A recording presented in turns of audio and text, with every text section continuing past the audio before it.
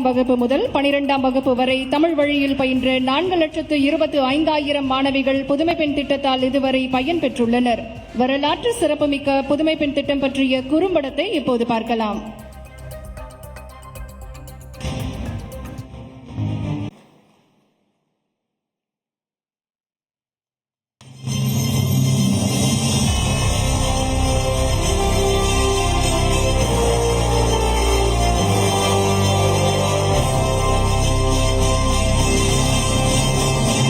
போட்ட காசை விட லாபம் ஜாஸ்தியா வரணும்.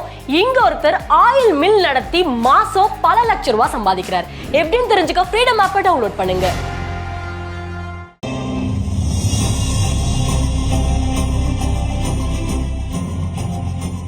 இருபத்து 25,000 மாணவிகள் புதுமை பெண் திட்டத்தால் இதுவரை பயன்பெற்றுள்ளனர். வரலாற்று சிறப்புமிக்க புதுமை பெண் திட்டம் பற்றிய குறும்படத்தை இப்போது பார்க்கலாம்.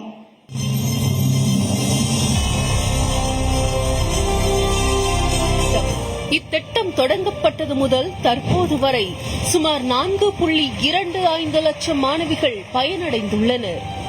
தற்போது 6ஆம் வகுப்பு முதல் 12ஆம் வகுப்பு வரை தமிழ் வழியில் பயின்ற 75,028 அரசு உதவி பெறும் பள்ளி மாணவிகள் பயனடையும் வண்ணம் புதுமை பெண் திட்டம் விரிவாக்கம் செய்யப்படுகிறது.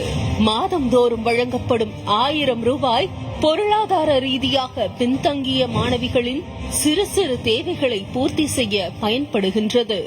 வணக்கம், என்னோட பேர் கே ஈஸ்வரி. நான் 3rd பிகாம் ஜெனரல் படிக்கிறேன் இந்து காலேஜ்ல. எங்களுக்கு இந்த புதுமை பெண் ஸ்கீம் திட்டம் வந்தது.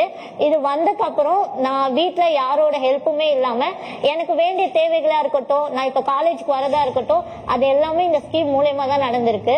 புதுமை பெண் திட்டத்தை தமிழ்நாட்டிற்கு அறிமுகப்படுத்திய முதலமைச்சர் ஐயா அவர்களுக்கும் நான் மனமார்ந்த நன்றியை தெரிவித்துக் கொள்கிறேன். என்னுடைய பேர் உஷா. நான் 2nd BSc கெமிஸ்ட்ரில இருந்து வரேன். நான் புதுமை பெண் ஸ்கீம் மூலமா மாதம் 1000 ரூபாய் வாங்குறேன். அந்த காசு என்னுடைய தேவைக்கு நானே யூஸ் பண்ணிக்கிறேன். பேரண்ட்ஸ் கிட்ட எல்லாம் கேட்காத எனக்கு என்ன வேணுமோ புக்ஸ் எல்லாமே நானே வாங்கிக்கிறேன். இந்த ஸ்கீம் கொண்டு வந்த முதலமைச்சர் ஐயா அவர்களுக்கு நன்றி. ஒன்றிய மாநில அரசுகள் வழங்கும் எந்த கல்வி உதவித்தொகை வாங்கினாலும் இத்திட்டத்தின் கீழும் பயன்பெறலாம் என்பது சிறப்பம்சமாகும். பெண்களின் உயர்கல்வி சேர்க்கை விகிதம் குறிப்பிடத்தக்க அளவு உயர்ந்துள்ளது. பொறியியல் கல்லூரியில் பிடெக் ஐடி பயிலும் மாணவி விசாலினி அவர்களை அன்போடு மேடைக்கு அழைக்கின்றோம்.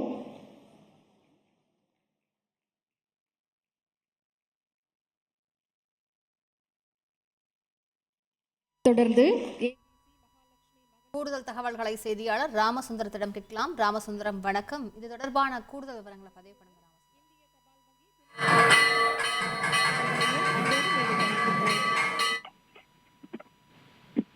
தொடர்ந்து அரசு மருத்துவக் கல்லூரியில் MBBS பயிலும் மாணவி பாரதி சேகர் அவர்களை அப்போது நிதி வழங்குகிறோம்.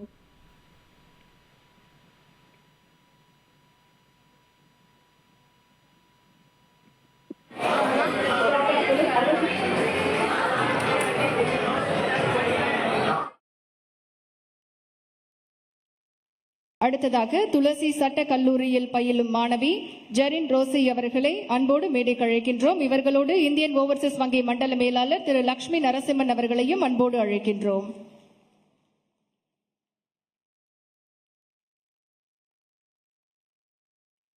தொடர்ந்து அரசு மருத்துவக் கல்லூரியில் MBBS பயிலும் மாணவி பாரதி சேகர் அவர்களை அன்போடு மேடைக்கு அழைக்கின்றோம்.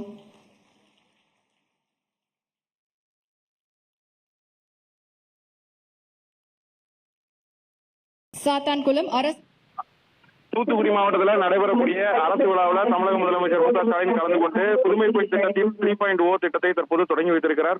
இந்த திட்டத்தின் கீழே புதுமை பெண் திட்டத்தின் கீழே அந்த அரசு உதவி பெறும் பள்ளிகளில் பயின்ற உயர்கல்வியில் படிக்கக்கூடிய மாணவிகள் சுமார் 75,028 மாணவிகள் இந்த திட்டத்தின் மூலம் பயன்பெறுகிறார்கள். இதுவரை புதுமை பெண் திட்டம் 1 மற்றும் 2 திட்டத்தின் கீழே 4.25 லட்சம் மாணவிகள் பயன்பெற்ற நிலையில தற்போது கூடுதலாக 75,000 மாணவர்கள் இந்த திட்டத்தின் மூலம் பயன்பெறுகிறார்கள்.